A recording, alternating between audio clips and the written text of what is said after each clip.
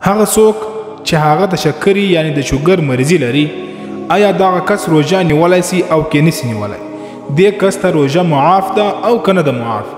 ډیرو خلکو ما دا پوښتنې کړي چې په کور کې داسې مریضان لرو لکه مور پلار هغه د شکرې مریضي ده ورته آیا اوس دوی روژې ونیسي او که نه ونیسي. ګوره د روژه دا یو ډیر ضروري عبادت دی، دا یو اهم فریضه ده چې دا نیول پر مسلمان باندې انتهایی لازمه دي.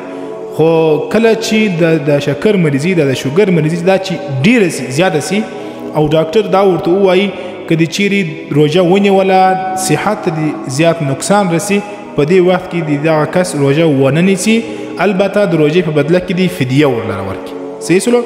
او هغه کس چې هغه وایي چې ډاکټر ورته ویل دی چې تا باندې د روژې ډیر زیات اثر نه کوي او دی هم دا غواړي چې روژه ونیسم، دی دې باقاعده بیا روژه نیول شروع کړي.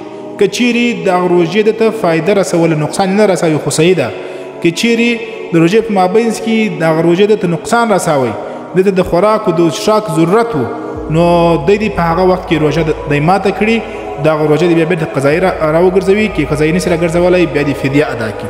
خو لیکن روژه چې څومره ښه کار دی اوبه دې نیسي پر الله دې توکل ولري، الله به د روژې سره سره دته صحت هم ورکړي او په دې نیت دې روژه ونیسي چې الله به ماته صحت راکوي، نو امید دا دی چې الله رب العزت به دته ضرور صحت ورله ورکوي.